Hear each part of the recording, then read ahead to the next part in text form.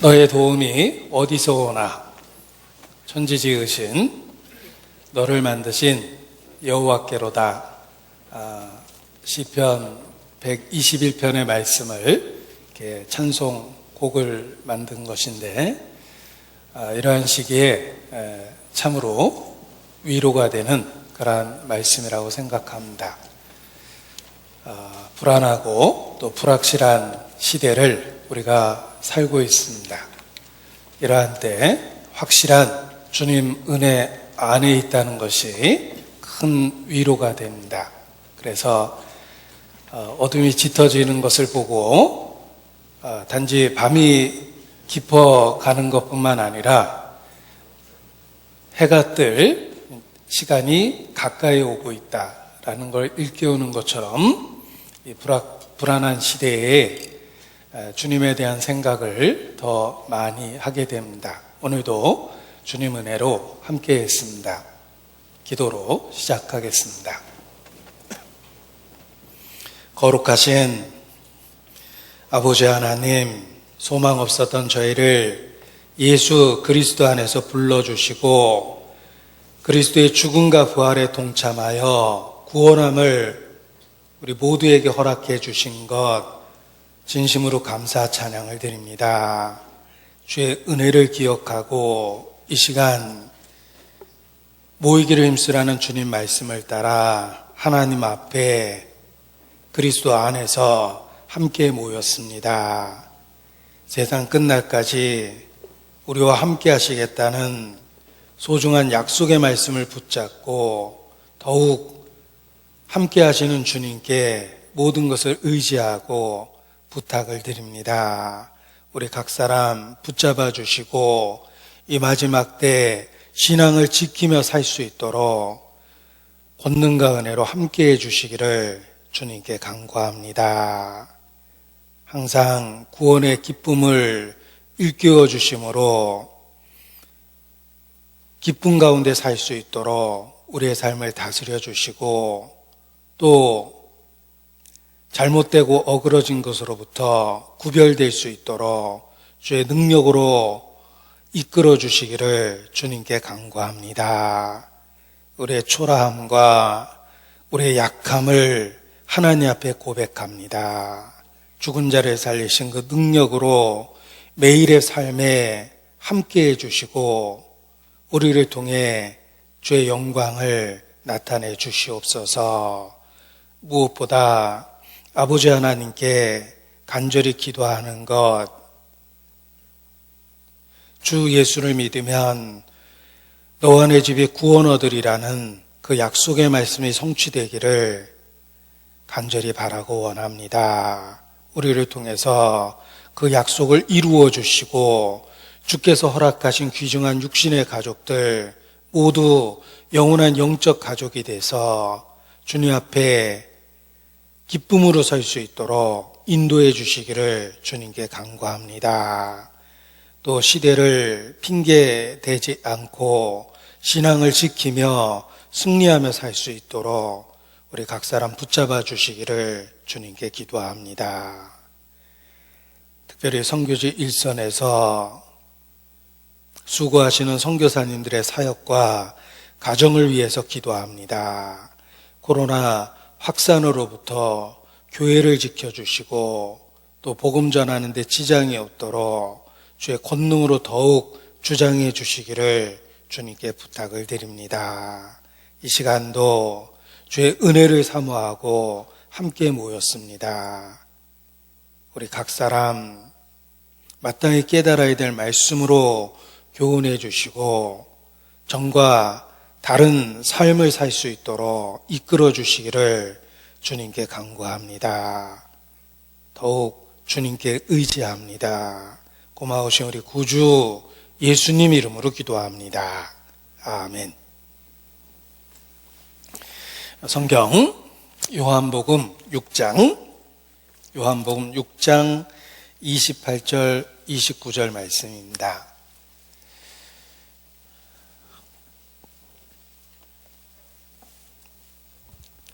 저희가 거리두기도 하고 또 현장에서 직접 참여 못하는 분들도 많이 있기 때문에 전달력을 높이기 위해서 제가 관련된 구절을 화면을 통해서 보여드리려고 합니다.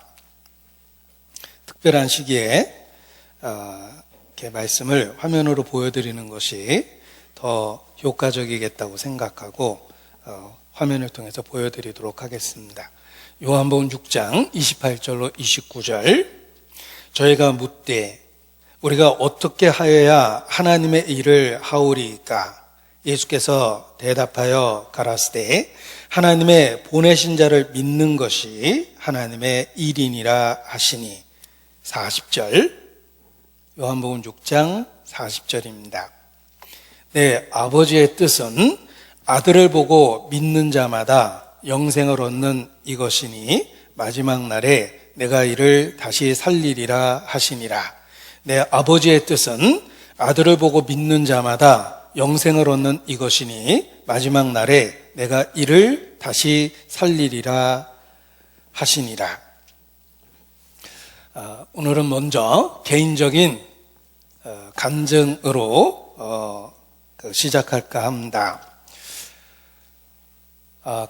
개인적인 간증을 이렇게 할 때 더 조심스럽습니다. 혹 본의 아니게 오래전 이야기를 하다 보니까 과장되거나 또는 듣기 좋게 혹 편집될까봐 스스로 더 조심하게 됩니다. 아무튼 간증으로부터 오늘 말씀을 시작하고자 합니다. 제가 처음 구원받았을 때 어느 날 길을 가는데 갑자기 환한 빛이 저를 비치면서 음성이 들리기 시작했습니다. 내가 어찌하여 나를 핍박하느냐. 이 간증은 사도 바울의 간증입니다. 저의 간증은 그렇게 극적인 이야기는 결코 아닙니다. 제가 처음 성경을 배우면서 가졌던 그 의문이 말씀을 통해서 풀리기 시작했고 오랫동안 가졌던 근본적인 의문에 대한 답을 성경을 통해서 알게 되었습니다. 그 이야기를 이렇게 새삼 꺼내는 것은 오늘 본문과 관련이 있기 때문입니다. 저는 어린 시절 이렇게 강요된 기독교 환경 속에서 어린 시절 자랐습니다. 어머니께서 외정 때 교육을 받으셨고 그리고 기독교를 일찍 받아들이셨기 때문에 처녀 때부터 교회를 다니셨기 때문에 자연스럽게 그 어머니의 신앙을 따라서 저의 선택은 아니지만 어린 시절부터 이제 교회에 다니기 시작했습니다. 가까이에는 동네에 있는 장로교를 다니기 시작했고 어머니께서 교회를 곧 옮기셨습니다. 순복음 아주 초창기 시절에 어머니께서 참여하셔서 몇십만 명이 되도록 성장하는 그 과정 속에 함께 하셨습니다. 제 어린 시절의 기억은 어머니께서 교회 사람들을 가정에 초대해서 그 집에서 모임했던 기억이 있습니다. 그래서 바깥을 맴돌면서 아직도 안 끝났나 이렇게 그 집 근처를 서성였던 기억도 있고 또 어머니께서 새벽에 오산리 기도원이 꽤 멀리 있었는데 교회에서 그 준비한 버스를 타고 새벽에 기도원을 열심히 다니셨습니다.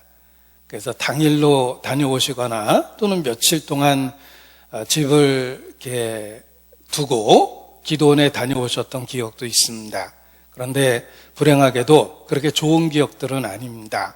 제 입장에서는 어머니가 기도원 갔다 온 그날은 아주 힘든 날이었습니다. 어머니께서 오랜만에 집에 들어오시자마자 아이들을 쥐잡듯이 잡았습니다.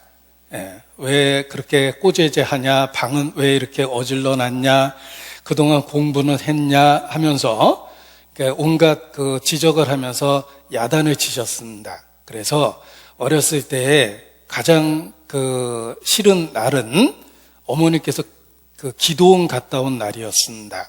그래서 어린 마음에 가서 은혜 받았으면 부처님 미소를 띠고 돌아와야지 왜 집에 와서 저렇게 신경질을 내실까? 이렇게 거꾸로 생각을 했습니다. 아마도 그 기독교가 어머니에게 큰 도움이 안 되나 보다. 절에 다니는 사람은 미소 띠고 다니는데 왜 저렇게 모임에 갔다 와서 짜증을 내시는 걸까? 그런 식의 그 생각을 했습니다. 뭐 그러면서 이렇게 자연히 성장하면서 교회로부터 멀어졌습니다. 어머니께서 더 이상 저에게 강요할 수 없는 나이가 되면서부터 교회를 뚝 끊고 안 다니기 시작했습니다. 그리고 오랫동안 강요된 기독교를 받아들였기 때문에 그에 대한 반발로 정반대의 행동을 했습니다. 그래서 기독교를 비난하는 책들, 그런 책들을 일부러 골라서 읽기 시작했습니다.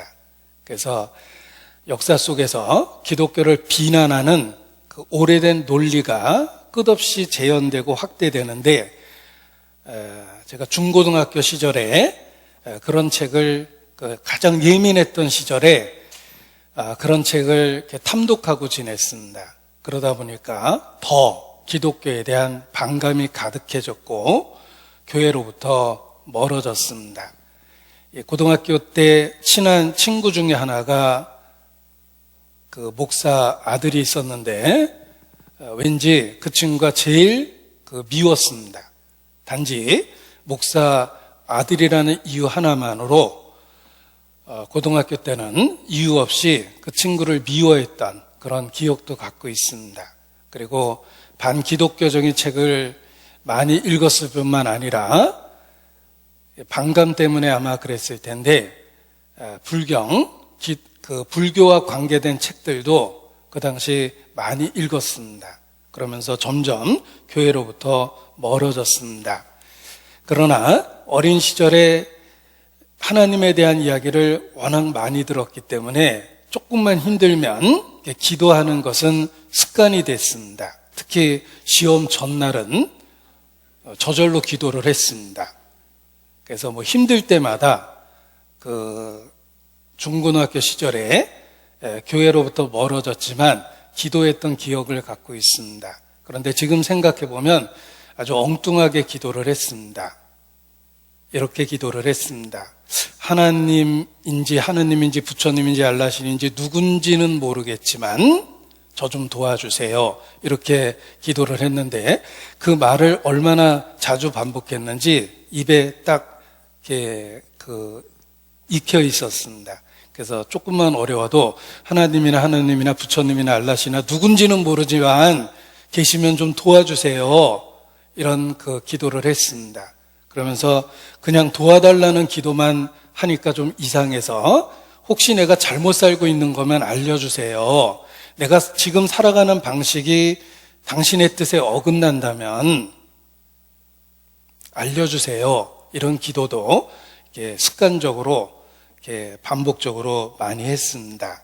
그리고 대학을 가면서 자유롭게 되고 또 당시 시대가 광주 민주화 혁명 운동 때문에 학교도 제대로 못 다녔습니다. 휴학하고 이렇게 휴교령이 떨어지고 그래서 제대로 못 다니던 시절에 자유롭게 되니까 더 하나님으로부터 이렇게 멀어졌습니다. 그래서 어머니는 늘 안타깝게 생각해서 제가 교회에 딱 한 번만 나와도 제가 가장 갖고 싶어 했던 물건을 그 당시에 자전거였습니다. 그 당시에 저한테는 거의 BMW 수준인데 자전거를 사주겠다고 그런 엄청난 제안도 했습니다. 너 딱 한 번만 교회 제대로 나오면은 자전거 사줄게 라고 어머니께서 제안했지만 제가 오랫동안 오기로 기독교를 떠났기 때문에 그 쓸데없는 오기로 제가 거절을 했습니다.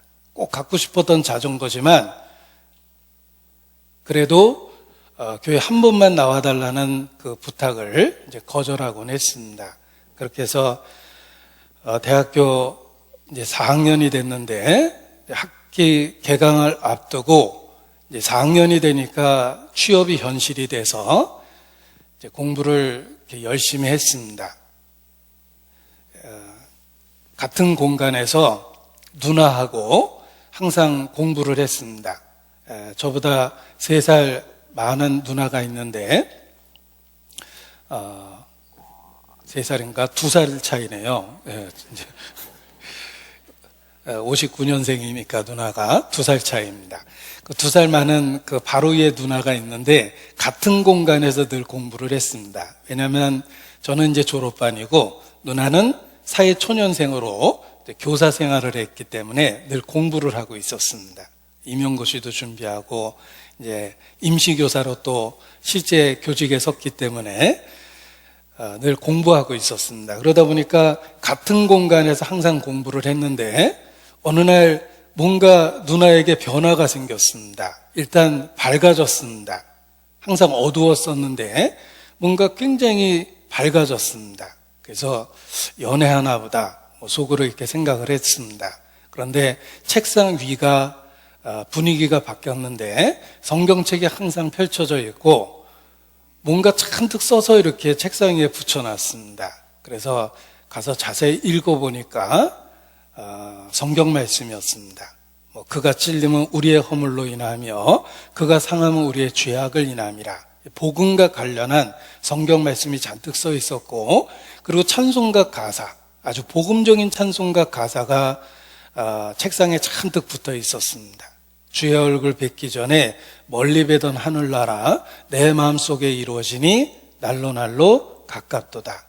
내 주 예수 모신 것이 그 어디나 할렐루야. 이러면서 이렇게 찬송 가사를 막 붙여놔서 뭔가 변화가 생겼다라는 그 느낌을 받았습니다.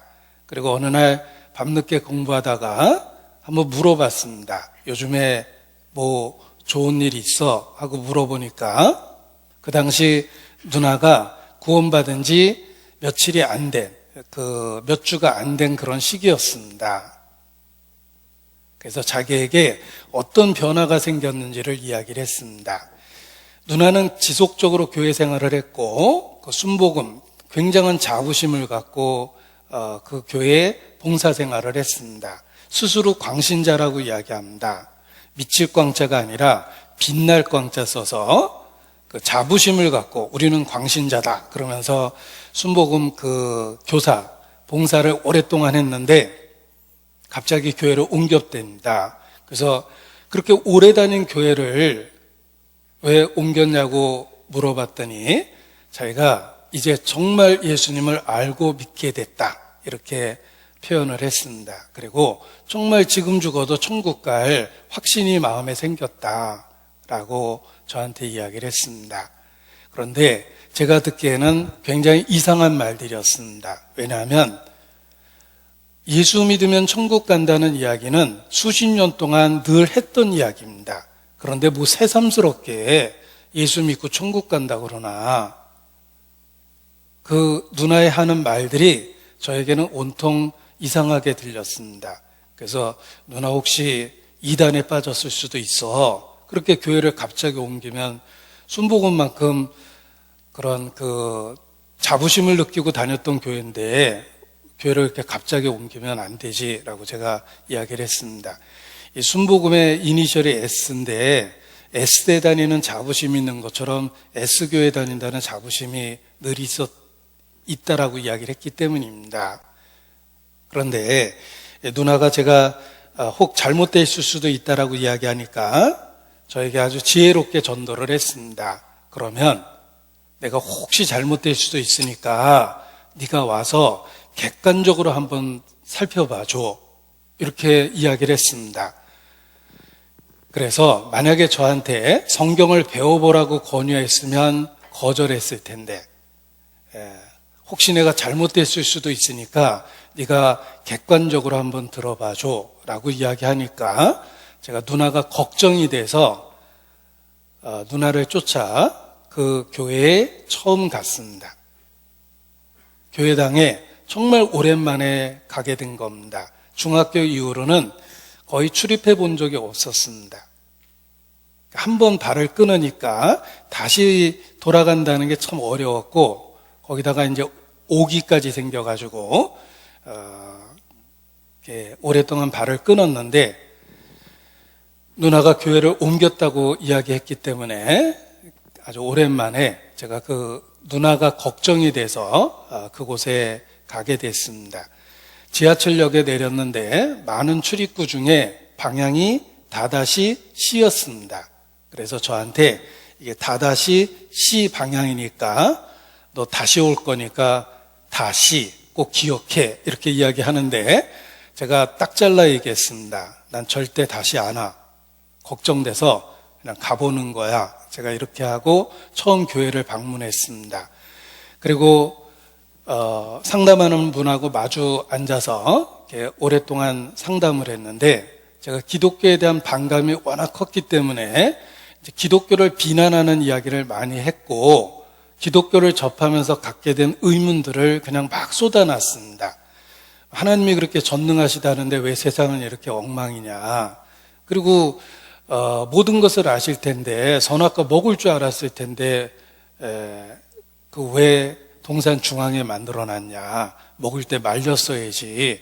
결과적으로 지옥 가는 사람이 더 많은 세상을 만들어 놓고 하나님은 사랑이라고 우기면 그 사랑이 받아들여지냐.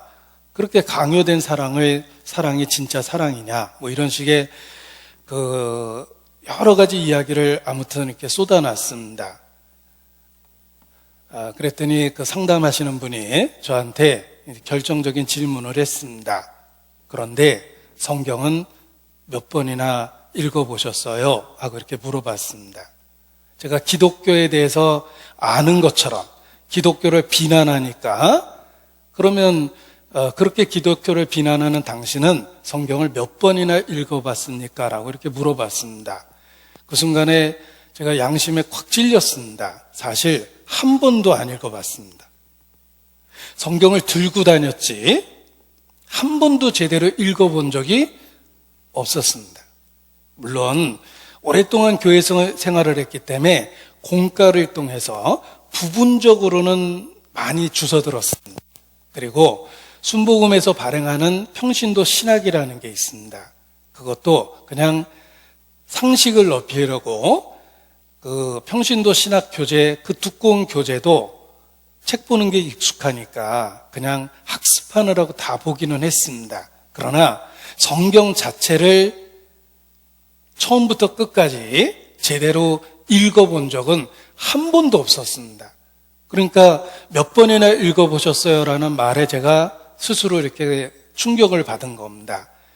그러나 대답은 이제 어깃장을 놨습니다.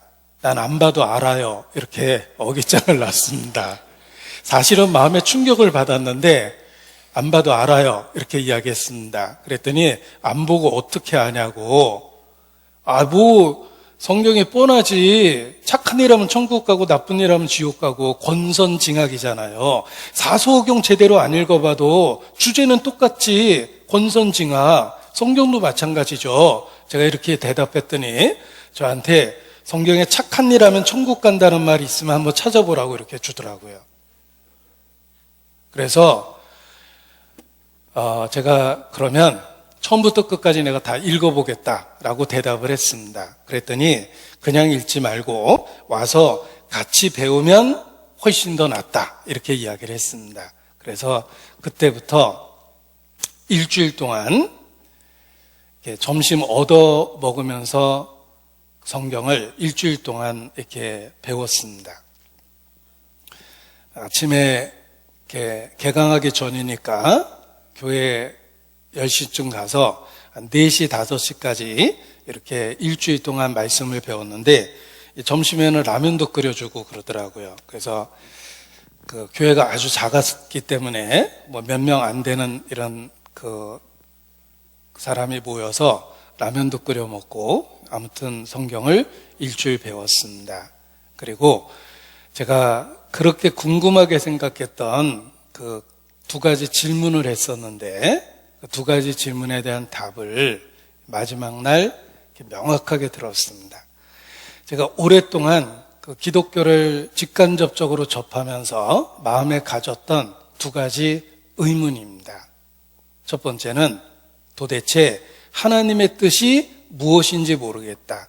나에게 무엇을 원하실까? 이런 질문을 했습니다. 신은 있다고 생각한다. 내가 원숭이가 진화되고 단세포가 진화돼서 존재한다고 생각하지 않는다. 그런데 도대체 그 신이 나를 왜 만든 걸까? 나에 대한 뜻이 무엇일까? 하나님의 뜻이 무엇이냐? 이렇게 물어봤습니다. 제가 습관적으로 했던 기도 중에 혹시 내가 사는 삶의 방법과 방식이 하나님의 뜻과 어긋난다면 좀 알려주세요. 이런 기도를 오랫동안 습관적으로 했기 때문에 그 첫 번째 질문을 한 것입니다. 도대체 나에 대한 하나님의 뜻이 무엇이냐?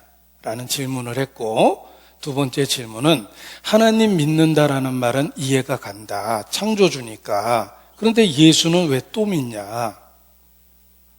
이런 질문을 했습니다. 제가 어린 시절부터 교회를 오랫동안 다녔고 또 그 평신도 신학 교재도 독학이지만 완독을 했기 때문에 삼위일체에 대한 이야기는 이론적으로 잘 알고 있었습니다. 예수님이 하나님이시며 성부, 성자, 성령은 한 분이시다. 그래서 삼위일체에 대한 이야기를 이론적으로는 알고 있었지만 제가 했던 이해가 안 됐기 때문에 그랬는지 모르겠지만 두 번째 질문은 도대체 예수님은 누구냐? 하나님 믿으면 됐지 왜 또 예수 믿으라고 그러냐? 라고 이렇게 질문을 했습니다. 그런데 그 성경 공부를 통해서 제가 질문했던 가장 중요한 그 두 가지 의문에 대한 답을 명확하게 알게 되었습니다. 그리고 그날부터 이제 교회에 나오기 시작했습니다. 제가 발견한 질문에 대해서, 제가 한 질문에 대해서 알게 된 답은 예수님이 누구신지를 먼저 확실히 알게 됐습니다. 예수님은 하나님 자신이셨습니다. 천지를 지은 창조주, 자신이 만든 만유보다 더 크신 하나님께서 육체를 갖고 자신이 만든 세계에 들어오셨다. 육체를 갖고 이 세상에 오신 하나님 자신이시다. 그것을 성경에서는 하나님의 독생자라는 독특한 표현으로 우리에게 선언하셨구나. 한마디로 예수님은 하나님 자신이구나 라는 걸 알게 됐습니다. 그러면서 오랫동안 제가 불교하고 비교를 했습니다. 난 차라리 불교가 낫다. 불교는 모든 사람이 똑같이 출발해서 해탈만 하면 부처라는 수준에 이르른다고 가르치는데 예수는 처음부터 자기가 하늘에서부터 났다고 주장하지 않느냐. 우리하고 출발이 다르다고 주장했다. 우리는 땅에서 났고 예수는 하늘에서 났다면 차라리 불교가 낫겠다. 불교는 출발점이 같지 않냐. 똑같은 사람으로 태어나서 해탈하고 득도하면 어떤 차원의 높은 존재가 된다고 하니까 차라리 불교가 낫다. 그런데 예수님은 처음부터 출발을 달리하셨다. 난 그거 이해할 수 없다. 뭐 이런 식의 논리를 갖고 있었습니다. 그런데 예수님이 하나님이라는 사실을 깨달을 때 답이 됐습니다. 아, 그래서 그렇게 말씀하셨구나.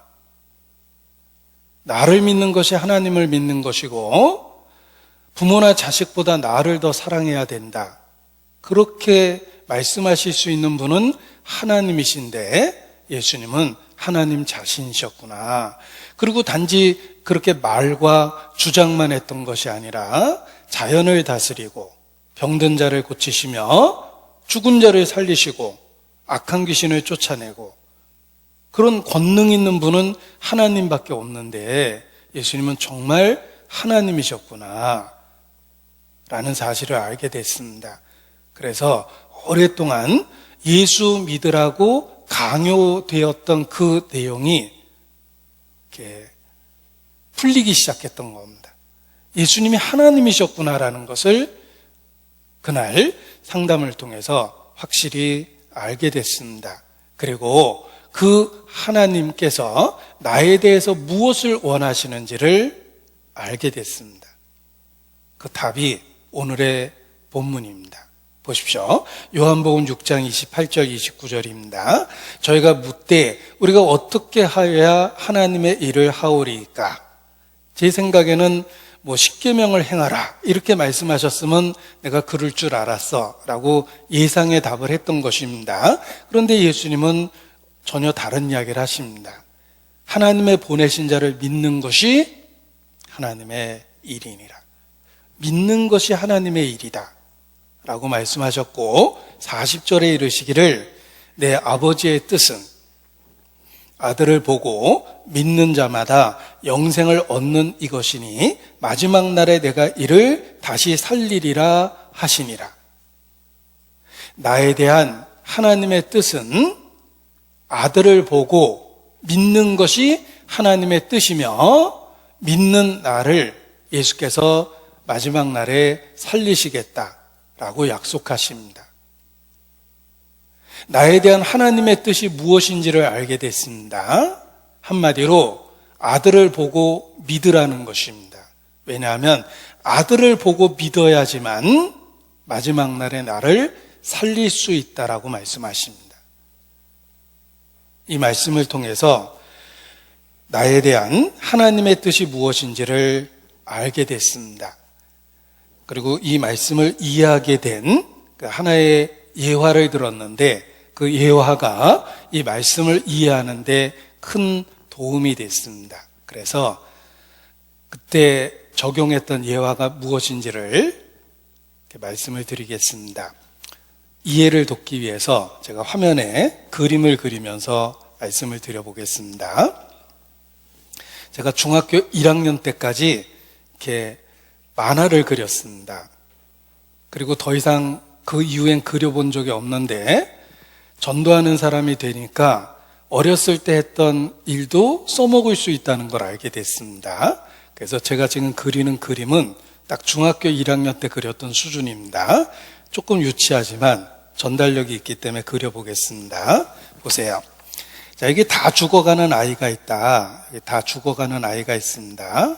다 죽어갑니다. 끙끙끙끙 앓고 있어요. 다 죽어가는 아이가 있습니다. 이렇게 누워 있습니다. 침대에 누워 있습니다. 자, 이 아이가 다 죽어갑니다. 자, 이 다 죽어가는 아이를 바라보는 아버지가 있습니다. 굉장히 걱정되겠죠? 여기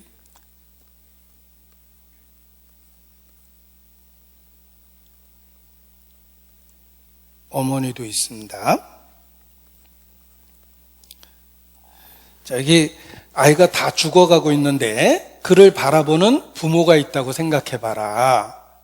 이 아이에 대해서 부모가 원하는 것이 무엇인가? 아이가 돈 벌어오기를 원하지 않습니다.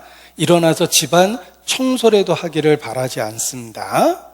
또 공부 잘하기를 원하는 것도 아닙니다. 이 순간에 아이에게 원하는 부모의 소원은 아이가 살아나는 겁니다. 빨리 그 상태에서 벗어나서 살아나는 겁니다. 마찬가지로 인간은 하나님 앞에 죽어가고 있습니다. 그냥 놔두면 반드시 죽을 겁니다. 그래서 하나님이 인간을 구원하기 위해서 독생자를 주신 것입니다. 그러할 때 하나님이 우리에게 원하는 것이 무엇이겠습니까? 물론 율법을 지키고 선한 일을 하기를 원하실 겁니다. 그러나 그보다 먼저 살아나기를 원합니다. 그런데 인간은 스스로 살아날 방법이 없고 예수님을 통해서 구원을 얻는 수밖에 없습니다. 따라서 하나님이 인간에게 가장 원하시는 것은 아들을 보고 믿는 것입니다. 하나님은 인간을 구원하기 위해서 육체를 갖고 이 땅에 오셨고 우리에게 원하시는 것은 그 오신 목적을 이해하고 예수님을 믿는 것입니다. 그래야만 구원하실 수 있기 때문입니다. 이렇게 설명을 했는데 저에게는 그대로 답이 됐습니다. 내가 하나님 앞에 죽어가고 있는 존재라는 생각을 해본 적이 없습니다. 그런데 비로소 알게 됐습니다. 인간은 하나님 앞에 죽어가고 있는 존재입니다. 바로 죄 때문에 죽어가고 있고 그냥 놔두면 반드시 죽을 겁니다.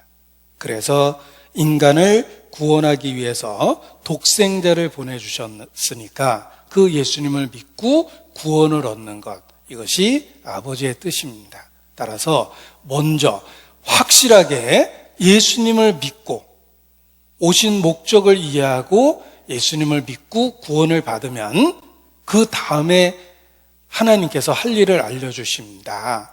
아이가 살아났을 때 비로소 방 청소도 해라, 착한 일도 해라, 공부도 좀 열심히 해라 라고 요구하실 수 있는 거지, 일단은 살아나야 됩니다. 이렇게 설명을 해줬고 제가 그 말씀을 그대로 이해하게 된 겁니다.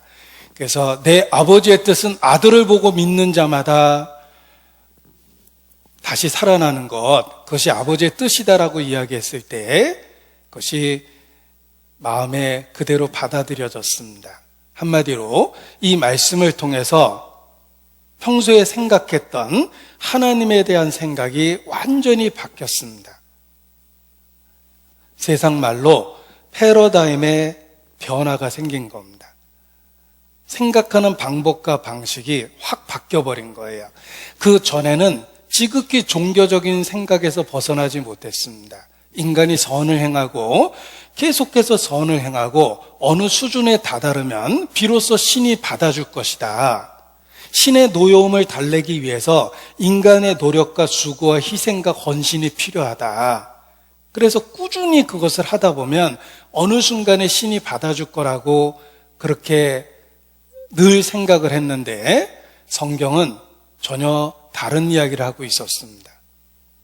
하나님이 우리를 사랑하셔서 먼저 우리가 구원 얻을 수 있도록 독생자를 주셨다는 것입니다. 그래서 그 전에는 나의 수고와 희생과 헌신으로 하나님께 드리고 그 반대되는 보상으로 구원을 얻으려고 했기 때문에 정성이 부족해서 노력이 부족해서 구원의 확신이 없었던 것입니다. 그런데 패러다임의 변화가 생겼습니다. 하나님은 값없이 우리를 구원하기 위해서 독생자를 주셨다는 것입니다.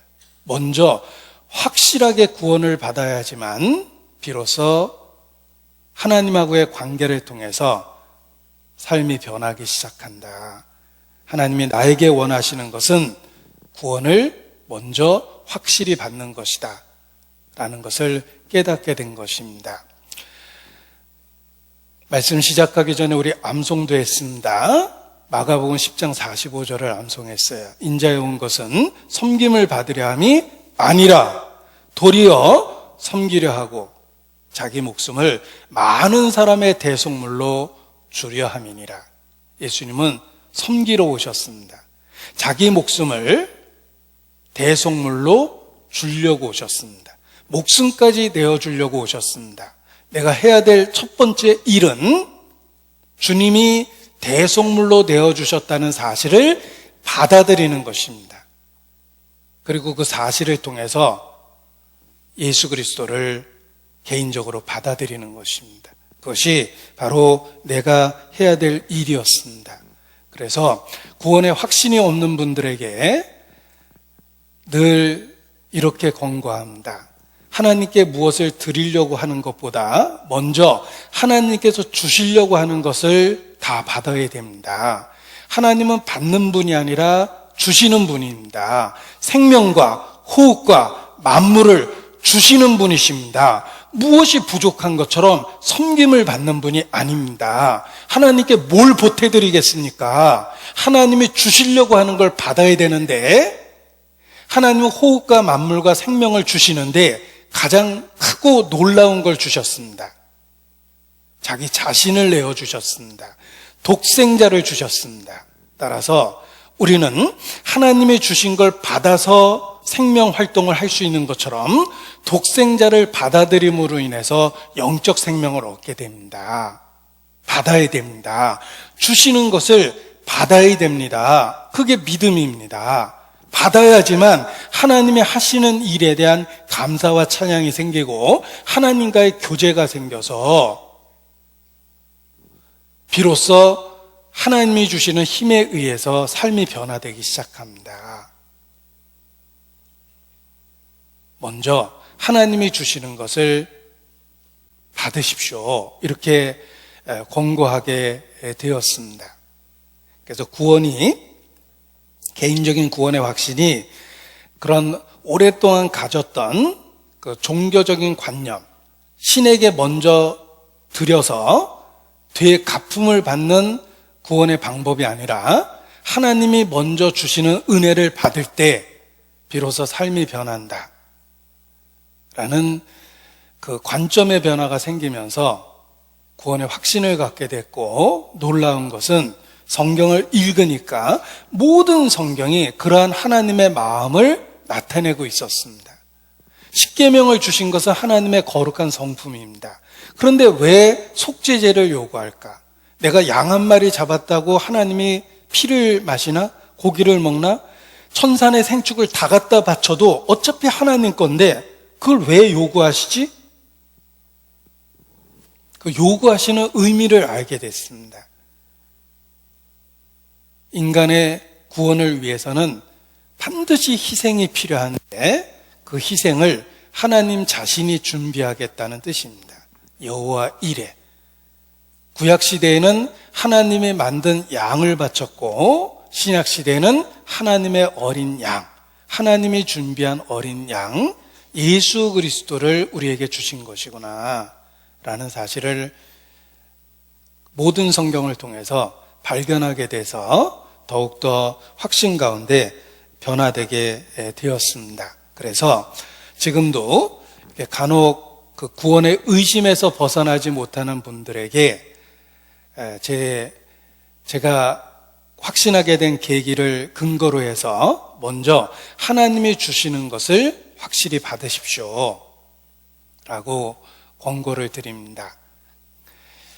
이 구원의 확신을 위해서 오랫동안 사용됐던 그 이야기가 있습니다. 3F라고 그러는데 소개를 해드릴까 합니다. 제가 드렸던 간증과도 관련이 있기 때문에 그렇습니다. 자, 3F라고 일컬어지는 구원의 확신과 관련한 말씀입니다. 보세요. 3F라는 게 뭐냐면 사실, 믿음, 감정, 각각의 첫 글자를 딴 겁니다. fact, 사실, faith, 믿음, 그리고 feeling, 감정.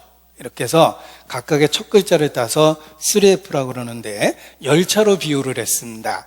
자, 열차는 뒤에 객차가 쭉 붙어 있습니다. 10개가 붙어 있을 수도 있고 20개가 붙을 수도 있는데 중요한 건 기관차는 앞에 딱 하나 있어요. 기관차가 사라지면 뒤에 붙어 있는 객차는 아무리 많이 붙어 있어도 의미가 없습니다. 왜냐하면 수십 개의 객차를 끌 수 있는 파워는 기관차로부터 나와요. 우리 신앙은 사실로부터 출발하는 겁니다. 사실이 기관차예요. 열차의 앞부분이에요. 그게 없어지면 믿음이나 감정은 아무것도 아니에요. 중요한 것은 사실이라는 거예요. 그 사실. 예수님은 하나님이 육체를 갖고 이 땅에 오신 분이시며 그가 인간을 구원하는 놀라운 일을 완성하셨다는 것입니다. 그것이 사실이에요. 팩트예요. 실제입니다. 하나님이 증거하신 사실입니다. 그것이 우리의 믿음을 만들어내고 그 사실이 우리의 감정을 만들어내는 거예요. 사실이 있기 때문에 믿음이 생겼고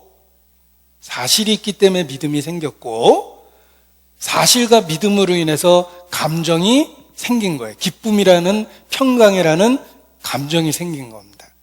이 순서를 바꿀 수는 없다라는 거예요. 만일 사실을 제거해 보십시오. 기관차를 뒤로 보내고 객차를 앞세우면 절대 안 움직입니다.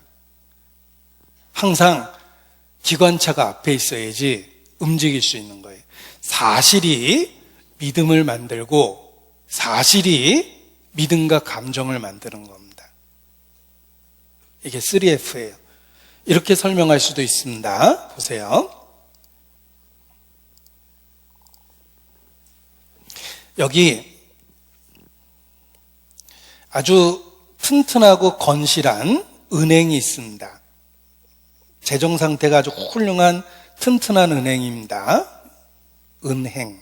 졸다 깨서 저게 뭘까 그럴까봐. 네. 자, 이게 아주 튼튼한, 아주 건실한 은행이 있습니다. 이 은행을 어떤 사람이 믿는 믿음이 너무 작아요. 은행에 대해서 나쁜 소문을 들었거든요. 그래서 이 은행을 믿는 믿음이 아주 작아서 좀 불안해요. 그리고 믿음이 작다 보니까 느낌도 아주 안 좋아요. 그러나 아무튼 이 은행밖에 가까운 데 없어가지고 여기다가 돈을 맡기고 거래를 하고 있어요. 자, 이 사람은 믿음도 작고 느낌도 안 좋죠. 근데 아무튼 거래를 튼튼한 은행하고 거래하고 있습니다. 결과는 아주 안전해요. 부도날 염려가 없어요. 그런데 보십시오. 여기 다 망해가는 은행이 있어요. 다 망해가는 은행이 있습니다. 이 망해가는 은행을 어떤 사람이 크게 믿었어요. 잘 될 거야. 그리고 감정도 아주 좋아요. 금방 떼부자가 될 거라고 생각하고 있어요. 이율이 200%래잖아. 막 이러면서. 자, 이 사람은 믿음도 좋고 감정도 좋아요. 그런데 조금 있으면 망할 거예요. 왜냐하면 사실이 망하고 있는 은행에다 투자한 거거든요. 자, 보십시오. 첫 번째는 믿음의 크기를 갖고 이야기하면 두 번째가 믿음이 더 크고, 감정을 갖고 얘기하자면 두 번째가 감정이 아주 좋아요. 그러나 중요한 것은 믿음의 크기나 감정의 크기가 아니라 사실이 중요하다는 거예요.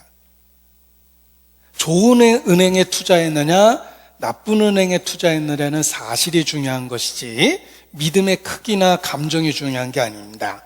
여러분, 신천지 다니는 분은 믿음이 큽니다. 그러니까 욕먹으면서도 다니고 거짓말하면서도 다니고 그러는 거예요. 믿음이 크잖아요. 그 정도면 전 재산도 갖다 바치고 가출도 하는데 믿음은 큽니다. 그리고 감정도 좋아요. 자기들끼리는 맨날 행복해요. 14만 4천 안에 든다고. 그러나 중요한 건 사실이 잘못된 거예요. 그래서 멸망하는 거예요. 그러나 올바로 알고 믿으면 믿음이 작고 병들 수도 있어요. 감정이 안 좋을 수도 있어요. 그런데 아무튼 믿음의 대상이 확실하면 믿음도 작고 연약하고 감정도 안 좋지만 대상이 확실하기 때문에 천국에 가는 거예요. 구원의 확신은 자기의 믿음의 크기에 두면 안 됩니다. 자기의 믿음을 분석해서 구원의 확신을 두면 안 돼요. 자기의 감정을 근거로 하면 더더욱 안 됩니다. 구원의 확신은 대상, 사실에 두는 거예요. 우리가 믿고 있는 대상은 하나님의 아들 예수 그리스도예요. 우리가 믿고 있는 내용은 그분이 나를 위해서 죽고 부활하심으로 속죄를 완성하셨다는 거예요. 그게 사실이고 확실하기 때문에 나 같은 사람도 연약하지만 작은 믿음을 갖고도 천국에 갈 수 있어요. 사실이 확실해서. 중요한 건 팩트, 사실입니다. 자, 이것을 여러 방법으로 설명합니다. 제가 은행 가지고 설명을 했고, 또 하나는 보세요. 미리 그려놨습니다. 한참 그려야 될 것 같아서. 자, 예수님과 관계된 건 사실이에요. 그리고 내가 그것을 믿습니다. 그런데 감정은 좀 연약해서 좋을 때도 있고 나쁠 때도 있고 잘 믿고 있는데도 우울할 때도 있고 막 그래요. 중요한 건 믿음이 중요한 게 아니고 감정이 중요한 게 아니고 사실이 중요하다는 거예요. 나의 믿음은 약해질 때도 있습니다. 나의 감정은 더 흔들릴 때도 있어요. 우리 역사 속에서 훌륭한 그리스도인들이 있습니다. 그분들 초상화나 사진 보신 적 있죠? 제가 보기에는 아주 스트레스에 찌든 얼굴을 하고 있어요. 아니, 훌륭한 그리스도인이면 부처님 미소로 이렇게 아주 평온하게 그런 사진을 찍어야지 왜 저렇게 스트레스에 찌든 얼굴을 갖고 있었을까? 그들도 사는 건 힘들었다는 거예요. 그러니까 믿음이 약할 때도 있고 병들 때도 있어요. 그러나 믿고 있는 내용이 확실하기 때문에 신앙을 끝까지 지키고 승리의 삶을 살 수 있었던 겁니다. 그래서 중요한 건 예수님과 관계된 사실이라는 거예요. 나의 믿음은 좋을 때도 있고 나쁠 때도 있고, 나의 감정은 좋을 때도 있고 나쁠 때도 있고 수시로 변합니다. 그런데 정말 중요한 건 사실이라는 거예요. 이 사실을 근거로 해서 구원의 확신을 갖는 겁니다. 그래서 사실은 영원한 속죄를 이루셨다는 사실이며 우리는 그것을 믿는 거예요. 그리고 믿으니까 마음에 감사가 생기는 거예요. 이걸 끌고 있는 엔진은 예수님이 하신 일 그 자체예요. 그게 흔들리지 않기 때문에 내 믿음이 연약하고 감정이 흔들려도 구원이 흔들리지 않는 것입니다. 사실이 중요하다는 거예요. 자, 이렇게 표현도 합니다. 자, 이분은 장로님이십니다. 모태신앙이에요. 믿음이 아주 큽니다. 그리고 항상 기뻐하고 있어요. 그런데 이분은 훌륭하고 믿음도 크고 감정도 아주 충만한데 이 살얼음 저수지가 있습니다. 아종저수지라고 생각해 보세요.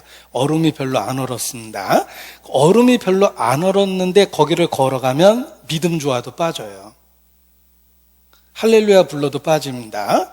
자, 이 사람은 조금 성격도 강하고 항상 짜증내는 사람인데 얼음이 두껍게 얼었어요. 그러면 빠지지 않습니다. 중요한 건 이 사람이 어떠냐의 문제가 아니라 이 사람이 건너가고 있는 그 얼음의 두께가 어떠냐가 중요해요. 내 믿음은 약해질 때도 있고 강해질 때도 있고 내 느낌은 천국일 수도 있고 지옥일 수도 있고 그래요. 생활이 그렇게 만들어놔요. 그런데 우리가 믿고 있는 주님은 변하지 않아요. 그래서 구원이 안 흔들리는 거예요. 내가 변하는 거예요. 내 믿음이 약해진 거예요. 내 감정이 흔들리는 거예요. 사실은 안 변해요. 어머니에 대한 애기의 마음이 그렇습니다. 엄마가 미소를 띠고 아이를 막 사랑으로 안아주면 정말 자기를 사랑한다고 온몸으로 느낍니다. 아이도 평안해지죠. 그런데 아이가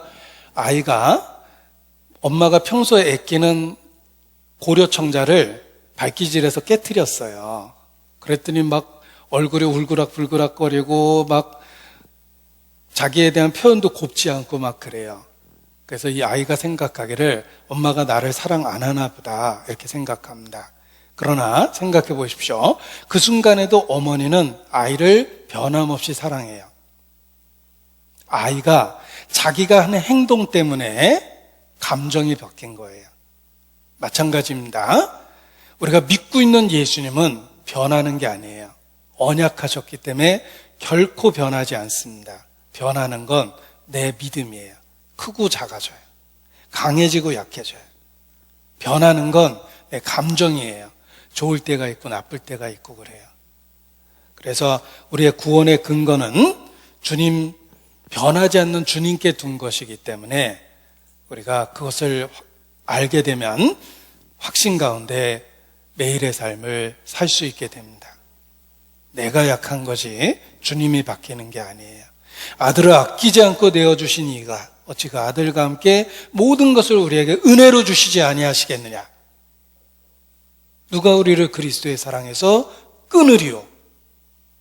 담대할 수 있습니다. 나는 약하고 변하지만 주님은 변하지 않기 때문에 그렇습니다.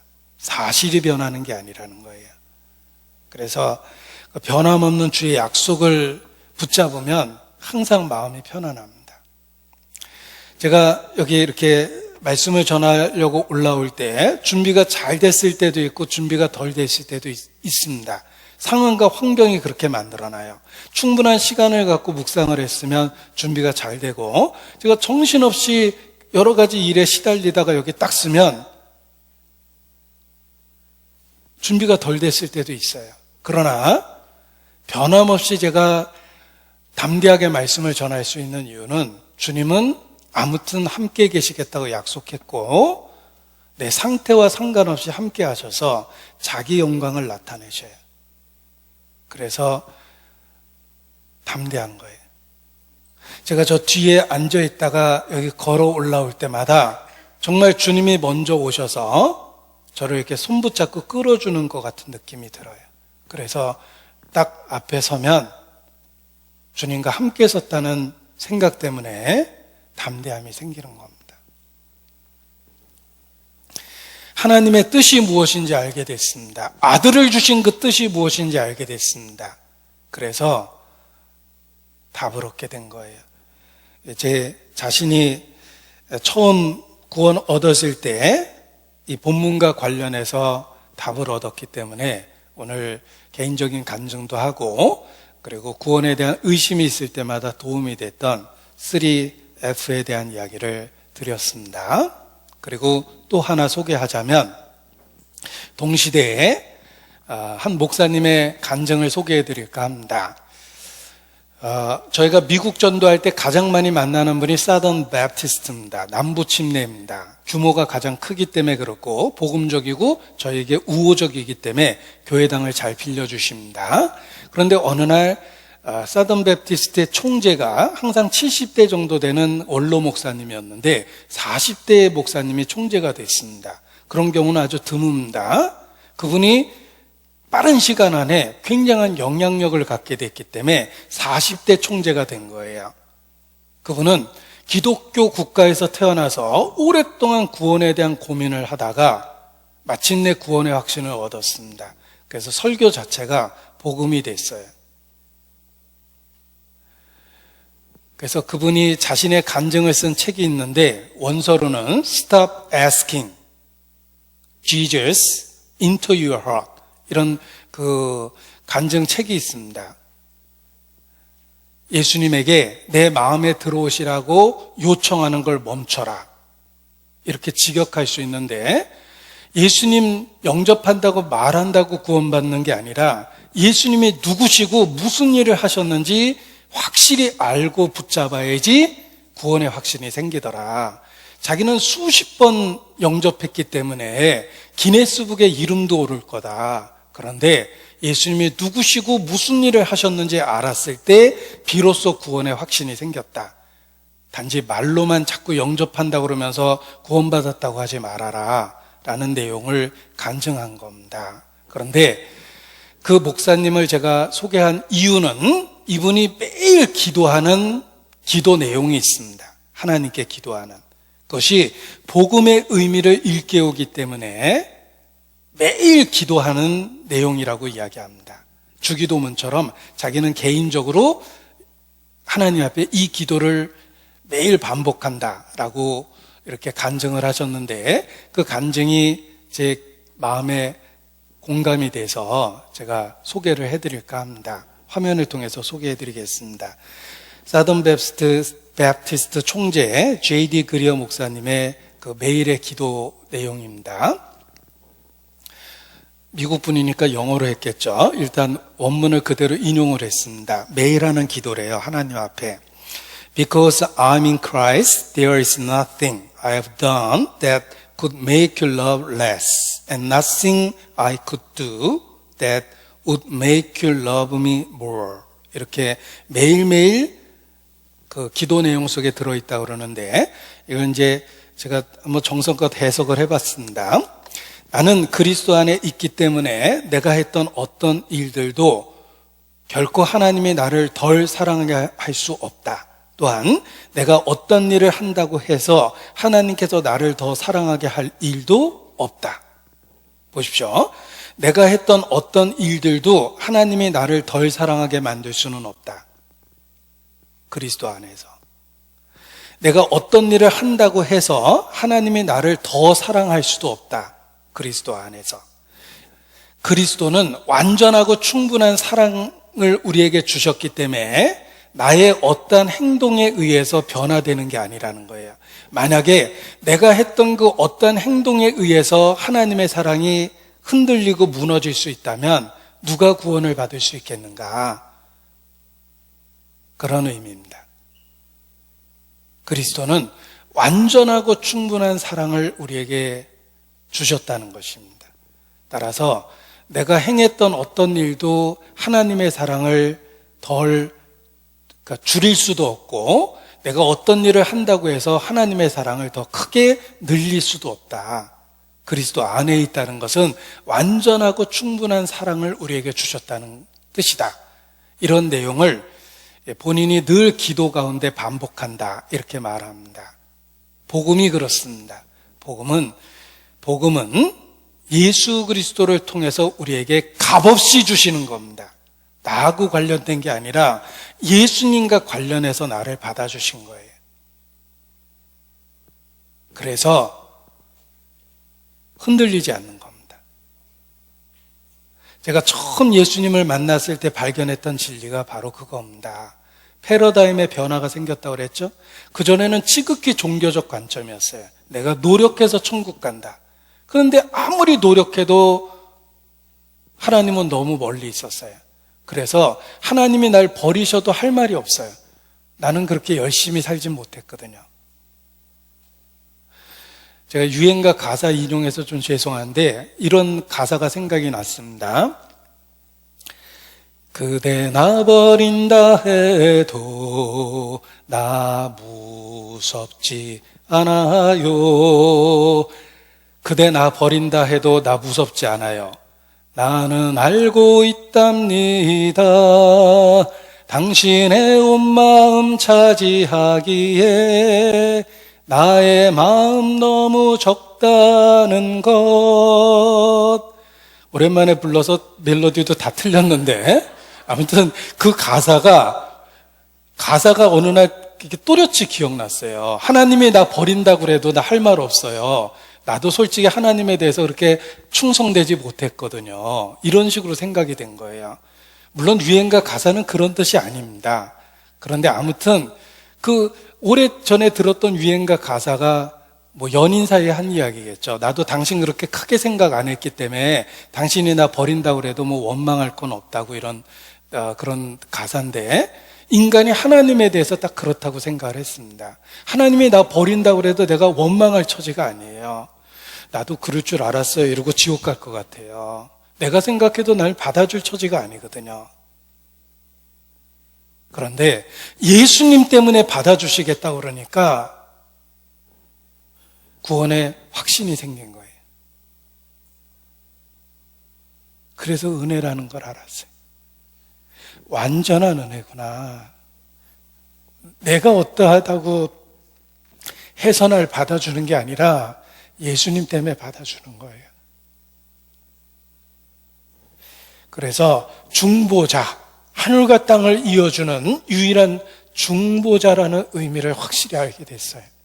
그리고 나에게는 그러한 중보자가 필요하다는 걸 알기 때문에 예수님을 믿을 수밖에 없었습니다. 그리고 나에게 제시한 예수님의 모습은 끔찍하게 십자가에 죽은 예수님입니다. 나를 받아주려면 십자가가 필요하다는 걸 인정했어요. 그냥 받아줄 수는 없어요. 형편없기 때문에. 그러니까 법을 집행해서 받아줄 수밖에 없었던 거예요. 하나님은 나를 기꺼이 받아주려 하셨지만 받아주시는 방법이 법을 완전하게 집행해서 받아주는 거예요. 십자가의 의미를 명확하게 알게 됐습니다. 그러면서 성경에 하나님의 은혜를 기이하다고 표현했는데 그 말의 의미를 깨닫게 됐습니다. 새 노래로 여호와께 찬송하라. 대저 기이한 일을 행하사 그 오른손과 거룩한 팔로 자기를 위하여 구원을 베푸셨도다. 기이한 일을 행하셨습니다. 그게 바로 십자가예요. 여호와의 인자하심과 인생에게 행하신 그 기이한 일을 인하여 그를 찬송할지로다. 십자가입니다. 그 기이한 일이 무엇인지를 확실히 알게 됐습니다. 시편 111편 4절은 직접 찾아보겠습니다. 시편 111편 4절입니다.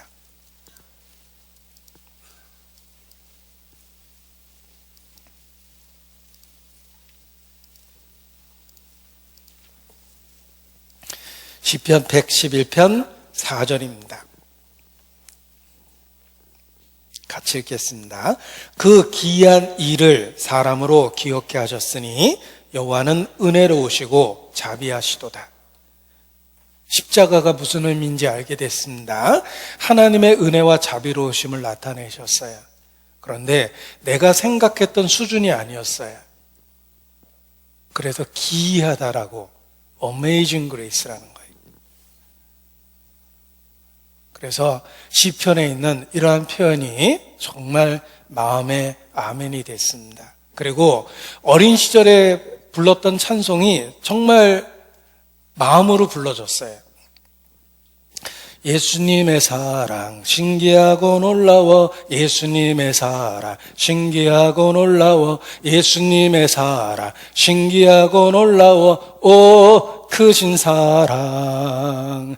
하늘 그보다 높고 바다 그보다 깊고 우주 그보다 넓은 오 크신 사랑. 하늘보다 높고 바다보다 깊고 우주보다 넓고 예수님의 사랑 신기하고 놀라워. 어렸을 때는 무슨 말인지도 모르고 그렇게 열심히 불러댔는데 비로소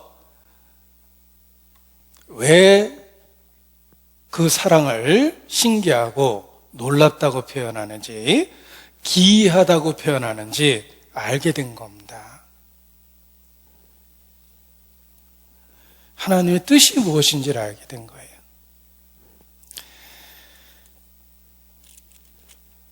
요한복음 6장 다시 돌아오겠습니다. 자, 이 말씀을 주신 앞뒤의 상황과 연결해서 교훈을 나눠보고자 합니다. 요한복음 6장 59절에 보면 이 말씀은 예수께서 가버나움 회당에서 가르치실 때 하셨느니라 라고 되어 있습니다. 가버나움 회당에서 하신 말씀이고 이 말씀을 하셨던 상황이 요한복음 6장 4절에 보면 마침 유대인의 명절인 유월절이 가까운지라. 유대인의 명절 유월절이 가까웠던 그 시절에 가버나움에서 하셨던 말씀입니다. 이제 먼 여행을 예루살렘으로 해야 되는데 그 전에 하셨던 말씀입니다. 예수님의 생애를 분석해 보면 공생애 이렇게 드러내놓고 대중적인 활동을 하셨던 공생애가 4번의 유월절이 지나갑니다. 그래서 약 3년 반 된다라고 이렇게 계산을 하는 거예요. 예수님의 공생애가 3년 반 정도 된다고 이야기하는 것은 유월절 사건을 계산해 보니까 4번 있었던 거예요. 1년에 한 번 돌아오는 유월절이 4번 있었으니까 3년 반의 공생애를 보내셨구나. 유월절날 죽으셨거든요. 그래서 3년 반이란 계산이 나오는데 이 요한복음 6장에 나오는 유월절은 예수님이 돌아가시기 1년 전 3번째 유월절이에요. 그래서 시기를 정확하게 계산해낼 수 있습니다. 가버나움에서 하신 말씀인데 가버나움은 예수님이 사셨던 동네입니다. 예수님의 등본을 한번 떼보면 성경을 통해 떼볼 수 있죠. 예수님은 탄생을 베들레헴에서 하셨어요. 여행 중에 베들레헴에서 탄생해서 출생신고를 하게 됩니다. 헤롯이 죽이려고 해가지고 잠깐 외국으로 도피 생활을 했습니다. 이집트에 가 있었어요. 애굽에. 그리고 헤롯이 죽으니까 돌아와서 나사렛에서 사셨어요. 어린 시절은 나사렛에서 사셨기 때문에 나사렛 예수 이렇게 불리우시다가 북쪽으로 갈릴리 호수 쪽으로 이사 가셨습니다. 거기가 가버나움이에요. 그래서 가버나움에서 사시다가 가끔 예루살렘으로 여행하셨고 사시기는 가버나움에 사셨습니다. 그러니까 이 말씀은 가버나움에서 하셨던 그 말씀입니다.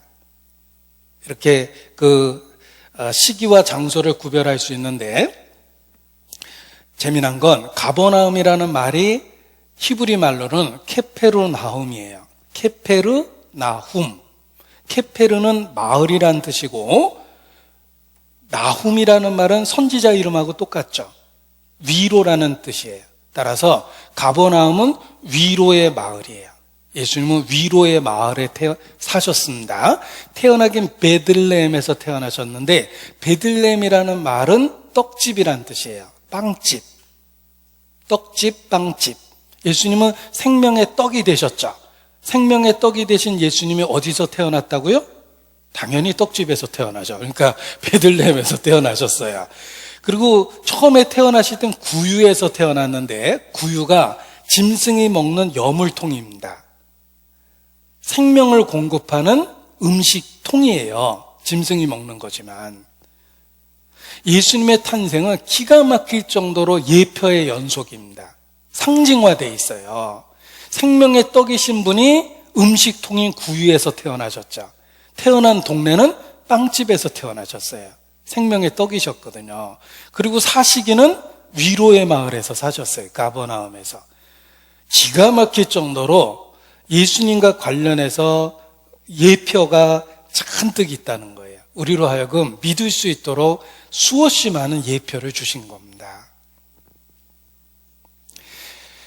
그리고 무슨 꾸며낸 이야기가 아니라 실제 우리가 살았던 이 세상에서 있었던 일이기 때문에 지리적인 배경이 있습니다.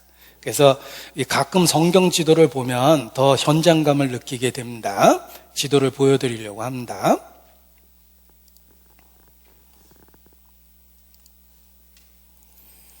자, 이게 이제 이스라엘 지도인데, 보세요. 지금 지도입니다. 이스라엘을 중심으로, 레바논, 시리아, 요르단, 사우디아라비아, 또 이집트, 시나이 반도 이렇게 있습니다. 여기가 이스라엘이에요. 여기가 이스라엘인데, 이 지도를 놓고 보면, 제가 갑자기 준비하느라고 휴대폰으로 사진을 찍었더니 이 모양이 됐습니다. 아무튼 여기 사해바다가 있고 북쪽으로 갈릴리 호수가 있고 그렇습니다. 여기가 갈릴리 호수예요. 나사렛이 어디 있냐면 나사렛이 여기 있습니다. 나사렛이 여기 있습니다.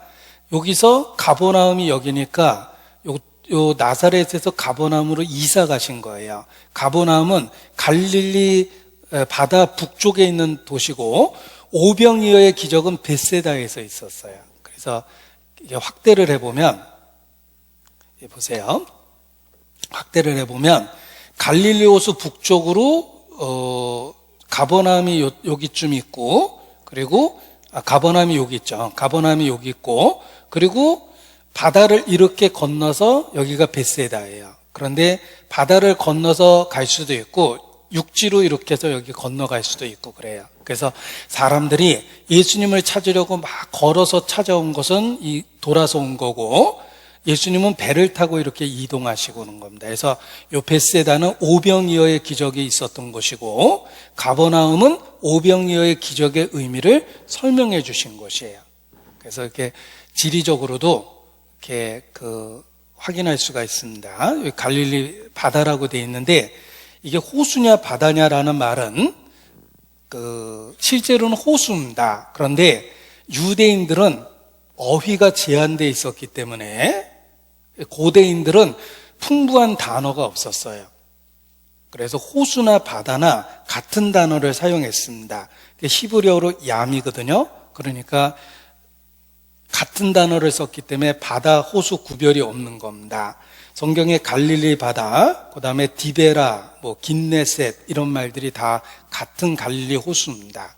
긴네셋이라는 말은 하프라는 말인데 갈릴리 호수를 보면 하프 모양이거든요. 그래서 모양을 따서 하프라고 표현한 거고 디베라라는 말은 사람, 황제 이름을 땄고 그리고 갈릴리는 지역 이름을 딴 겁니다. 그게 다 같은 호수입니다. 이 호수는 둘레가 50km래요. 이렇게 삥 둘러서 걸으면 50km 정도 되고 직경으로는 24km고 가장 넓은 것은 직경으로는 24km고 가로로 넓은 것은 12km 정도 되고 수심이 깊은 것은 50m까지 되고 해수면으로부터 한 200여 m 정도 낮은 곳이기 때문에 물이 모여 있다 이렇게 이야기합니다. 이제 갈릴리 호수 그 주변에 가버나움에서 사셨기 때문에 예수님이 하신 말씀은 이제 가버나움에서 하신 말씀이 많고 그리고 제자들을 부르신 곳은 벳세다예요. 벳세다가 인근 도시거든요. 그래서 가까이 여행할 수 있는 곳이었기 때문에 거기서 오병이어의 기적을 행하시고 또 제자들을 부르신 것은 주로 이제 그 벳세다라는 곳에서 부르셨습니다. 거기에서 그 야고보와 요한, 베드로와 안드레 이런 그 고기 잡는 어부들을 그때 부르시기도 했습니다. 이 오병이어의 기적은 벳세다에서 있었던 일입니다. 이 요한복음 6장에는 오병이어의 기적이 있고 그 기적에 대해서 설명해 주시면서 기록된 말씀입니다. 그런데 오병이어의 기적은 물고기 2마리, 떡 5덩어리로 5천여 명을 만드신 기적적인 사건인데 사복음서 전체에 기록되어 있습니다. 예수님이 행하신 일들 중에 사복음서 전체에 기록된 일은 몇 개 되지 않습니다. 예를 들면 베드로가 물 위를 걸었다는 기록은 마태복음에만 나와요. 그런데 사복음서 전체에 기록됐다는 말은 그만큼 중요하다는 뜻입니다. 그래서 마태복음 14장, 마가복음 6장, 누가복음 9장, 요한복음 6장 이렇게 오병이어의 기적이 사복음서 전체에 기록이 되어 있습니다. 그리고 오병이어의 기적이 있었던 이유, 바로 있었던 또 하나의 기적은 예수께서 바다 위를 걸어오셨다는 것입니다. 보십시오. 그 상황이 이해가 가요. 보세요. 여기가 가버나움이고 여기가 벳세다거든요. 예수님이 제자들을 데리고 벳세다로 배를 타고 이렇게 가셨어요. 그리고 이 벳세다에 있는 들판에서 말씀을 전하시고 오병이어의 기적을 행하시고 제자들을 배를 태워서 다시 보내고 본인은 여기 남아 계셨어요. 그러다가 제자들이 풍랑을 만나서 배가 여기서 곤욕을 겪으니까 예수님이 여기를 걸어서 이렇게 오신 겁니다. 그리고 호수에서 제자들을 만나서 배를 타고 가버나움에 돌아오셨고 여기서 오병이어의 기적을 목격한 사람들이 예수님을 만나려고 다시 가버나움까지 쫓아온 거예요. 그 쫓아온 사람들에게 예수님이 하신 말씀이 요한복음 6장의 말씀입니다. 그래서 오병이어의 기적과 연이어서 일어난 기적이 예수님이 물 위를 걸으신 사건이라는 거예요. 그것이 연속적으로 일어난 사건입니다. 이 사건이 연속적으로 일어났고 두 사건을 같이 기록한 이유가 있습니다. 오병이어의 기적은 말씀의 떡을 먹고 힘을 얻어야 된다라는 뜻이고 물 위를 걸으신 것은 세상을 극복하는 신앙이 있어야 된다라는 것을 가르쳐 준 겁니다. 두 기적을 붙여서 생각해 보십시오. 말씀의 힘을 얻고 물 위를 걷는 세상을 이기는 생활을 해야 된다라는 것을 기적을 통해서 우리에게 교훈해 주신 것입니다. 예수님은 단지 기적을 행하신 게 아니라 그 기적을 통해서 우리에게 기억할 수밖에 없는 교훈을 남겨주신 것입니다. 그래서 오병이어의 기적과 물 위를 걸으신 기적이 함께 있는 이유는 말씀의 능력으로 세상을 이기는 힘을 얻고 살아야 된다는 걸 가르쳐 준 것입니다. 왜 예수께서 물 위를 걸으셨을까? 어떤 분이 성지순례하다 깨달았답니다. 뱃삭이 굉장히 비싸더래요. 그래서 예수님이 걸어오셨구나. 뱃삭이 없어서 뭐 이렇게 깨달았다는데 아무튼 기적을 행하셨습니다. 자, 요한복음 6장 24절입니다. 요한복음 6장 24절. 요한복음 6장 24절.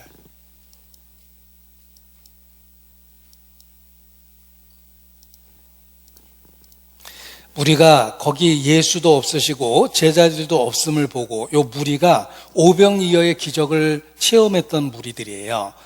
곧 배를 타고 예수를 찾으러 가버나움으로 가서 쫓아간 겁니다. 바다 건너편에서 만나 랍비여 어느 때에 여기 오셨나이까 하니 예수께서 대답하여 가라사대 내가 진실로 진실로 너희에게 이르노니 너희가 나를 찾는 것은 표적을 본 까닭이 아니요 떡을 먹고 배부른 까닭이라. 썩는 양식을 위하여 일하지 말고 영생하도록 있는 양식을 위하여 하라. 이 양식은 인자가 너희에게 주리니 인자는 아버지 하나님의 인치신 자신이라 이렇게 말씀하셨습니다. 자, 보십시오. 이 요한복음 6장의 긴 말씀은 오병이어의 기적을 보고 예수님을 따라온 사람들에게 예수님이 기적의 의미를 설명해 준 겁니다. 자, 오병이어의 기적을 보고 예수님을 따르게 되었습니다. 얼마나 열심히 있었는지 배를 타고 쫓아왔습니다. 그 사람들에게 기적의 의미를 설명해 주고 계시는 거예요. 그러면서 자기 자신을 생명의 떡이다 이렇게 선언합니다. 보십시오. 그들은 방금 오병이어의 기적을 체험했습니다. 예수님이 기적을 일으켜서 초자연적으로 만들어낸 떡을 먹은 사람들입니다. 그 먹은 사람들에게 예수님이 나는 생명의 떡이다. 너희가 먹고 배불렀던 그 물질적인 떡은 영적인 진리를 설명해 주려고 행한 표적이다. 내가 바로 영생의 떡이다. 이렇게 기적을 갖고 예수님이 누구신지를 선언하신 겁니다. 그래서 계속 떡 얘기를 하십니다. 보세요. 30절. 33절. 하나님의 떡은 하늘에서 내려 세상에서 생명을 주는 것이니라. 35절. 예수께서 가라사대 때 내가 곧 생명의 떡이니 내게 오는 자는 결코 줄이지 아니할 터이요 나를 믿는 자는 영원히 목마르지 아니하리라. 또 48절. 내가 곧 생명의 떡이로다. 50절. 이는 하늘로서 내려오는 떡이니. 51절. 나는 하늘로서 내려온 산 떡이니 사람이 이 떡을 먹으면 영생하리라. 나의 줄 떡은 곧 세상의 생명을 위한 내 살이로다. 56절. 내 살은 참된 양식이요 내 피는 참된 음료로다 라고 반복해서 말씀하십니다. 자, 오병이어의 기적에 체험했던 그들은 초자연적인 음식을 먹었습니다. 그런데 예수님은 그 기적의 의미가 바로 예수님 자신이 어떤 의미가 있는지를 가르쳐 주려고 행하신 표적이다라고 설명하는 겁니다. 그러면서 내가 바로 하늘로부터 내려온 생명의 떡이다. 이 떡을 먹어야 된다. 내 살을 먹어야 된다. 내 피를 마셔야 된다. 이렇게 선언하고 계십니다. 이러한 말씀은 한 번 들으면 절대로 살아있는 한 기억에서 안 지워집니다. 너무 충격적이잖아요. 내 살을 먹고 내 피를 마시라. 한 번 들으면 절대 잊혀질 수가 없어요. 게다가 그들은 초자연적인 오병이어의 기적을 체험했습니다. 살아있는 한은 그 말씀을 잊을 수가 없어요. 예수님은 이와 같이 아주 충격적인 방법으로 왜 예수님을 믿어야 되는지를 확실하게 설명해 준 겁니다. 내가 바로 하늘로서 내려온 떡이다. 34절 보십시오. 6장 34절입니다. 6장 34절. 저희가 가로되 주여 이 떡을 항상 우리에게 주소서. 유대인들은 계속 물질적인 떡을 생각했습니다. 이 떡을 항상 우리에게 주소서. 우리의 평소의 소망이죠. 우리는 지금 잘 먹고 있어요. 그런데 걱정인 것은 내일도 이렇게 먹고 살지 걱정이 되잖아요. 그러니까 돈에 집착하고 불확실한 미래에 대해서 돈으로 해결해 보려고 돈의 노예가 되는 겁니다.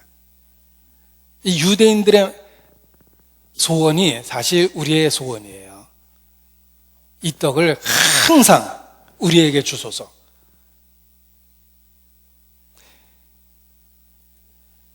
예수님이 사마리아 여자에게 물 얘기하셨을 때도 마찬가지입니다. 이 물을 먹는 자는 다시 목마르거니와 내가 주는 물을 먹는 자는 다시는 목마르지 아니하리라 라고 얘기하니까 그런 물이 있으면 나에게 주십시오.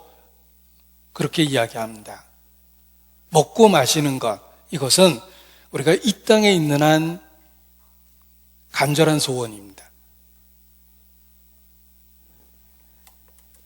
우리가 장래에 대해서 불안한 것은 먹는 것이 끊어지고 마시는 것이 끊어질까 봐 불안한 겁니다.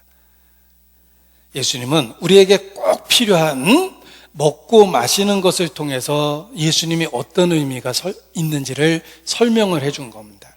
사람은 살기 위해서 반드시 먹고 마셔야 됩니다. 매일 그걸 깨닫죠. 한 끼만 안 먹어도 어질어질하고 하루 안 먹으면 그 다음날 일하기 힘들잖아요. 우리는 매일의 삶 속에서 먹고 마시는 것이 얼마나 중요한지를 실감하면서 삽니다. 그래서 사는 것이 먹는 거고 먹는 것이 사는 거고 이렇게 표현하는 겁니다. 그래서 죽었다는 말을 숟가락 놨다 이렇게 표현하죠. 아주 원색적으로. 그리고 어르신들한테도 곡기 끊으셨냐고 물어보잖아요. 곡기 끊었다 그러면 아이고 초상 준비해야 되겠네. 사는 게 먹는 거기 때문에 그렇습니다. 먹는 게 끊기면 사는 게 끊기는 거거든요. 그러니까 우리는 사는 동안에는 먹고 마시는 것을 잊을 수가 없어요. 거기에 집착해서 살 수밖에 없습니다. 이 떡을 항상 우리에게 주소서. 우리는 매일의 삶에 그런 소원이 있습니다. 그런 우리에게 예수님은 선언하십니다. 내가 하늘로부터 내려온 떡이다.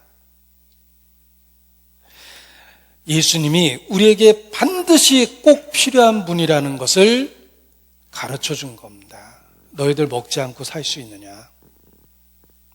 내가 하늘에서 내려온 떡이다.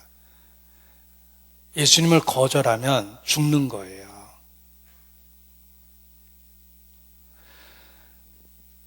예수님 없는 사람은 100% 죽을 사람입니다. 아직 안 죽은 것뿐이지 죽을 사람이에요. 안 먹고 살 사람은 없습니다.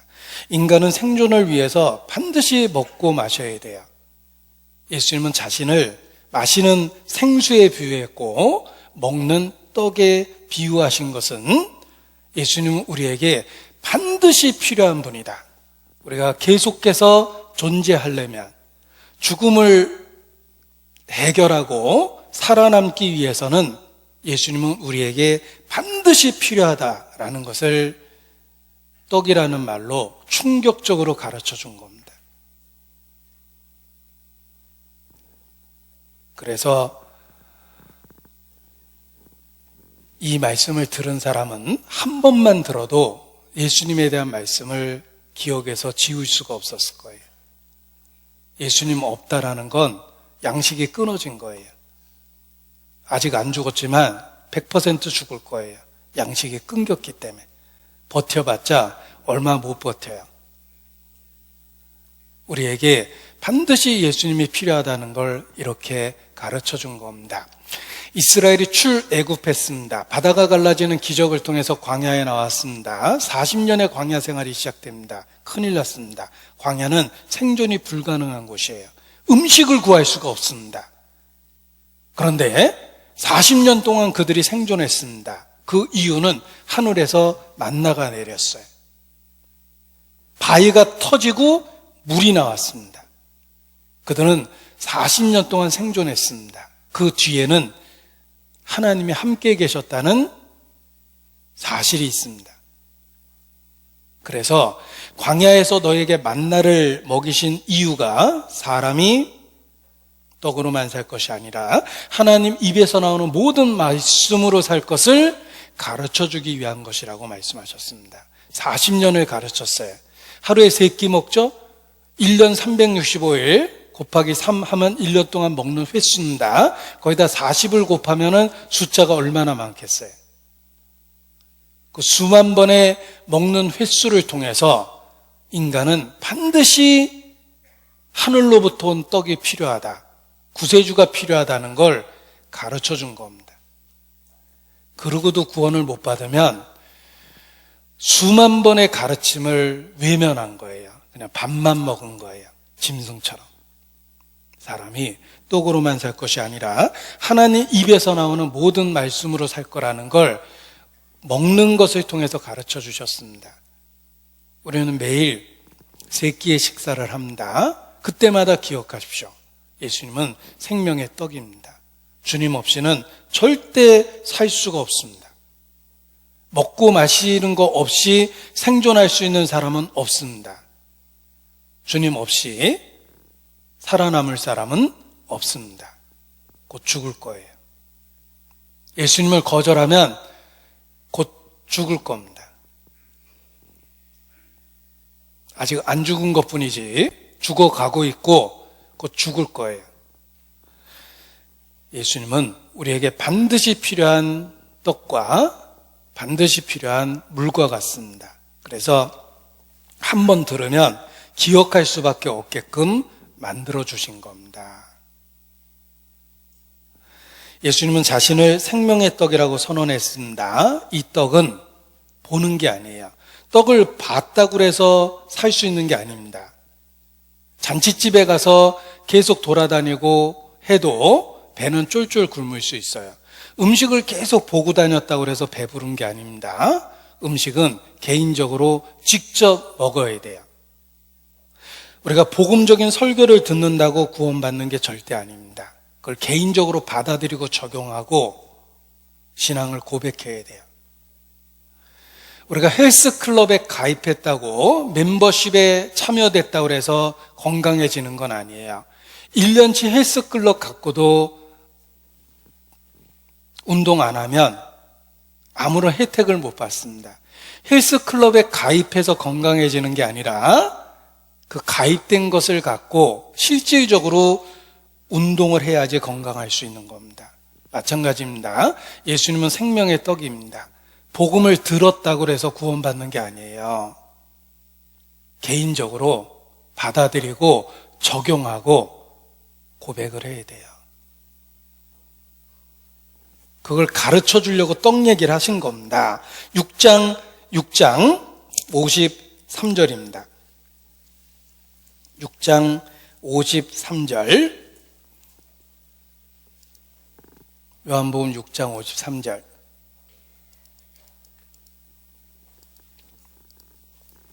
예수께서 이르시되 내가 진실로 진실로 너에게로는 이르노니 인자의 살을 먹지 아니하고 인자의 피를 마시지 아니하면 너희 속에 생명이 없느니라.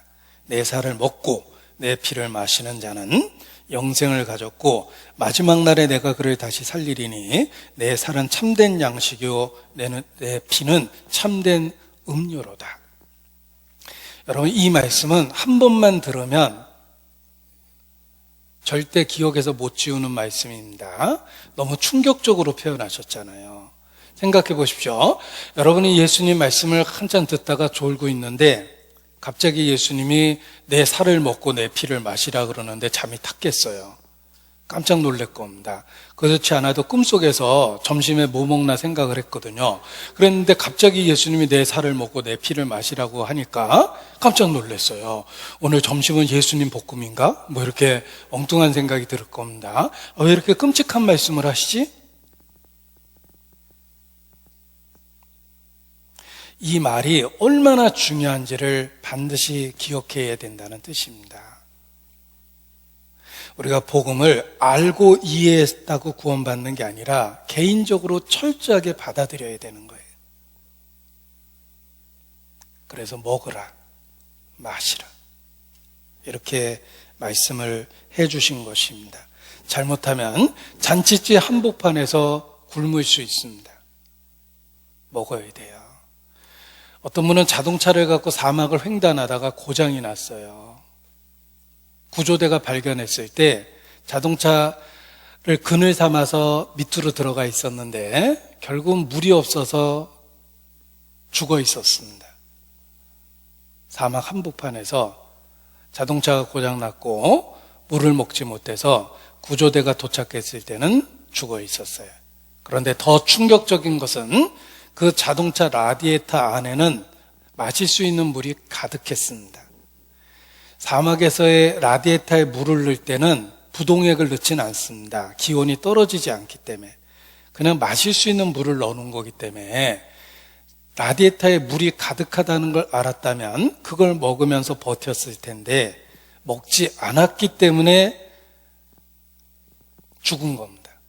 지금도 그렇습니다. 혹시 복음적인 교회 안에서 복음적인 설교 듣고 있다가 죽는 사람도 있다는 거예요. 왜냐하면 개인적으로 적용하고 받아들이지 않았기 때문에 그렇습니다. 복음은 철저하게 개인화시켜서 받아들여야 돼요. 에베소서 3장 17절입니다. 에베소서 3장 17절입니다.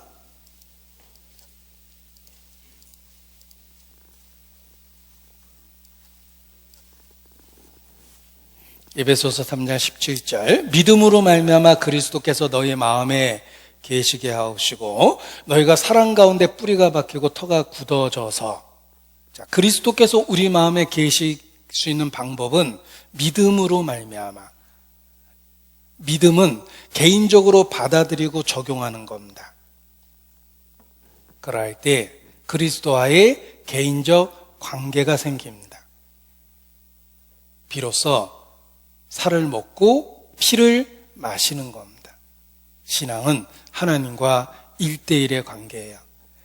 우리가 오병이어의 기적의 현장에 참여했다고 가정해보죠. 5천여 명을 먹이신 그 5천 명 중에 하나였다고 가정해보죠. 예수님이 떡과 물고기를 나눠주시는데 나만 안 먹었어요. 그러면 기적의 현장에서도 굶을 수 있다는 거예요. 개인적으로 받아들여야 돼요. 적용하고. 골로새서 1장 28절입니다. 골로새서 1장 28절.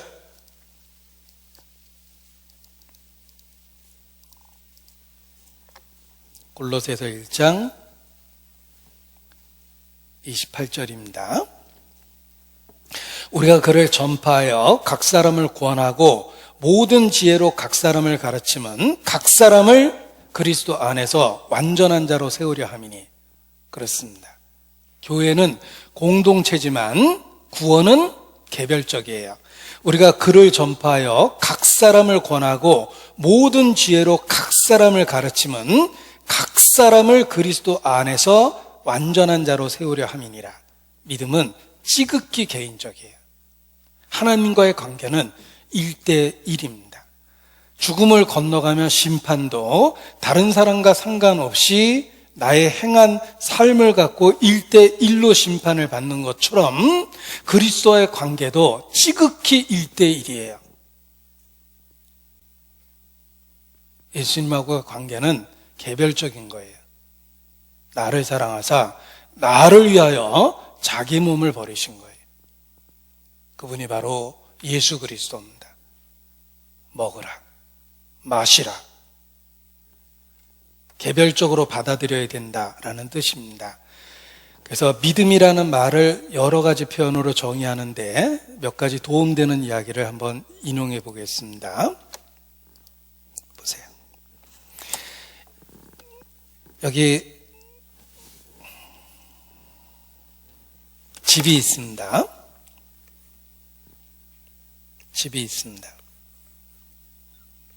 문도 닫혀 있고 창문도 닫혀 있는데 집이 있습니다. 지금은 아주 밝은 대낮이에요. 방 안으로 들어가 보겠습니다. 방 안이 캄캄해요. 이게 창문입니다.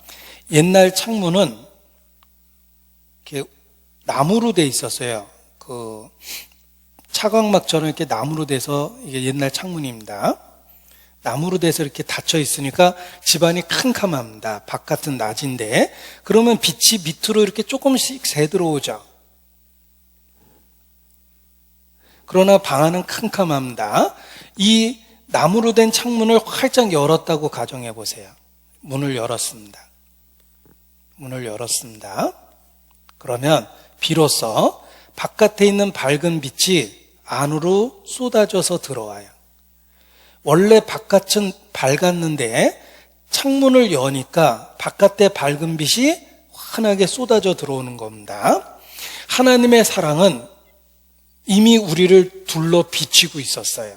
그런데 왜 집안이 캄캄하냐면 내가 창문을 잠가 놓은 거예요.